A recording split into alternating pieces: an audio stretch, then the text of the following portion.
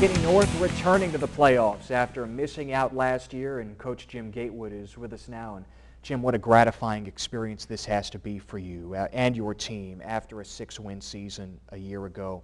How do you put into words what this team has accomplished so far? Well, they've worked really hard, and we gave them some lofty goals at the first of the year and said, here's what we want to do. And sometimes that's hard to do when you're bouncing back from the season that we had last year. But those guys really bought into what we said, and from day one, and worked very hard in the off season, and we got off to a good start in the season, and it just kind of snowballed in the right direction for us, and played with a lot of momentum going into the first half of the district, and got off to a good start. And so it's very rewarding, and very you're just so excited for these guys because they work so hard for us all year.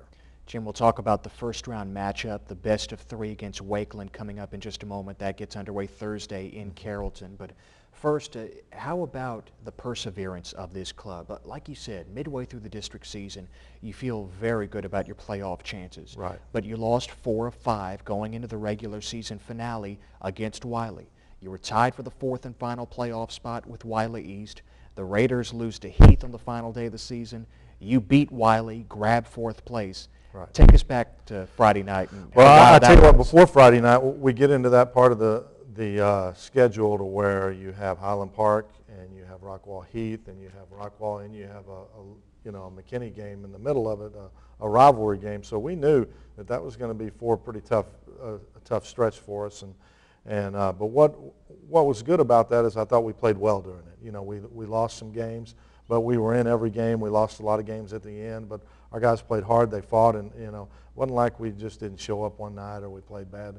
We played all of them good, and we're playing great teams, and so we still felt good going into that going into the last week, and we had a great week of practice, and felt good going in, and I thought we would get in just because we played good all year, but you never know how things go that last day, but it all fell into place, and we got in.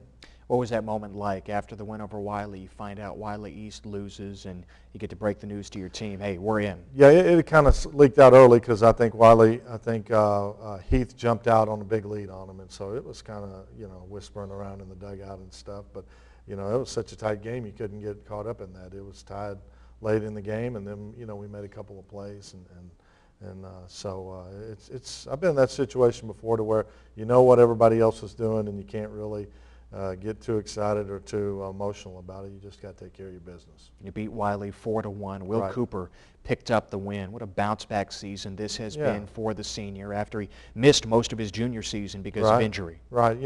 He had a great sophomore year for us, and then last year he got hurt during the off season, and that was one of the big things that hurt us last year, along with Rhodes getting hurt.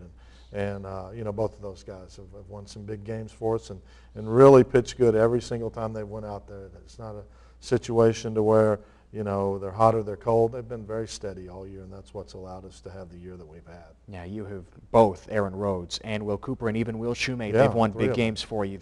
You have 3 rocks in your pitching staff right there. What do you like most about Rhodes, who has also come back from injury? Well, he's really improved a tremendous amount, and he's very confident now, just like Cooper is, and they go out there every time and give you a chance, and that's what's good about this league. You face good people, and Rhodes has beat Highland Park and really pitched a good game at Heath, and has pitched good all the time in district, and so you feel like he'll do good in the playoffs as well.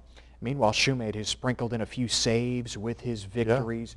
Yeah, the lowest ERA of the trio, and he's hitting near 400 at the plate, one of your top RBI men. It seems like Will Shoemate's making the most of his senior season. Yeah, and he probably had more experience than anybody on this team coming in, and we were hoping that would be something that would help him, and it has. He played third early in the year, and we moved him to the outfield, and has done a tremendous job out there. He's spot started for us, and will come in and close the game out, and so guys like that are tremendously important to during the season, and I can't say what a great job he's done and how important he's been to this team.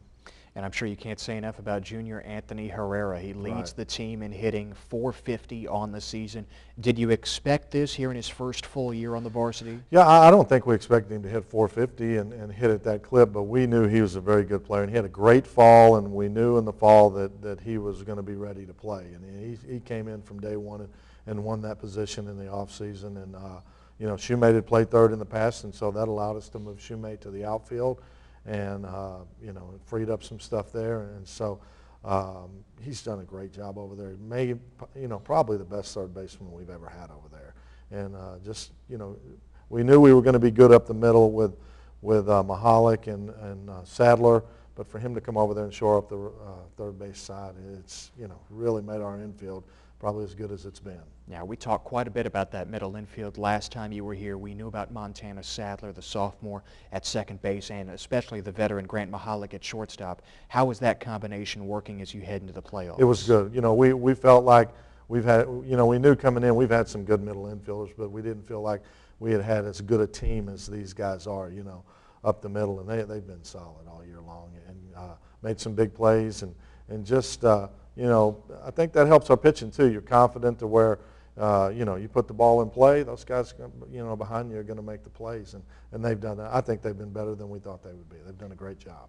Senior Heath Beasley has come back from his concussion issues that forced him to miss last football season, and he's delivered for you here in the spring, hitting .350. How was Heath able to put those injuries behind him and focus on the task at hand? Well, I think it was important that he got off to a good start, and he did, and he had a good early season and swung the bat good. And it's hard sitting in that 3-hole all the time, and you get pitched a little different 3 and 4, and we've just kept him in there all year, and he's had some ups and downs, in the middle of the year, but boy, late in the year, he really was swinging it good, and he still is. And so it takes a special guy to hitting that part of the order, and, he's done a great job handling that. We talk about the balance on your pitching staff. Also, there's balance in your lineup. You have 8 guys who have driven in 10-plus runs. That's got to be a tremendous advantage that you're not counting on just one guy, but there are several that can come up with a big hit. And that's kind of what's different than this team than others. We've had, in years past, we've had 2 or 3, big-time guys, and, you had a good supporting cast around, and now we just have a lot of guys that get the job done. We don't have that big marquee guy, like a lot of the other teams we played at, but we have a lot of guys who get the job done. And what was really different about this team early is we would get guys on and we'd get them in, and we didn't leave a lot of guys on base, and it's really nice to see everybody getting to contribute, whether it's the top of the lineup, the bottom of the lineup, everybody getting the job done. You face Frisco Wakeland in the bi-district round. The Wolverines have several marquee guys. They're ranked second in the state, undefeated champions at a District 9 4A.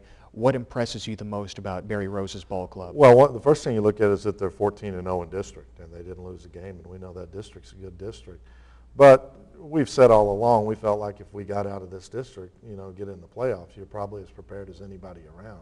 You have 3 teams in the top 5 of the Metroplex, and, Pete's been number 1 or number 2 all year, and Rockwall's been in the top 5 of the state. And so you just kind of, we won't be intimidated, but we know they're very good, and we know that we'll have to play good for 3 games to get it done, and I feel like we will.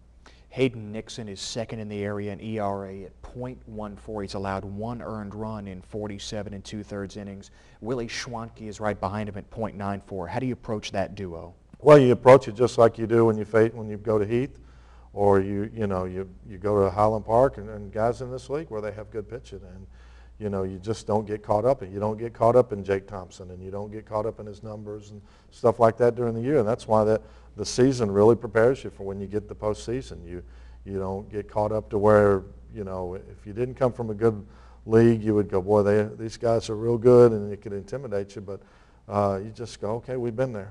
Just take care of your business and play the game like you know how to play, and let it all fall into place. Jim, it sounds like you don't have to emphasize underdog. It's, hey, we can play with these guys. Yeah, I mean, they're good. We're not taking them for granted, I promise you, but we're used to playing good people, and so we're excited about it. Jim, best of luck going forward. Thanks so much for the time. Appreciate it. Jim Gatewood, head coach of the North Bulldogs. They're ready for the clash with Wakeland, the bi-district round of the 4A playoffs. Best of 3, Game 1 Thursday night in Carrollton.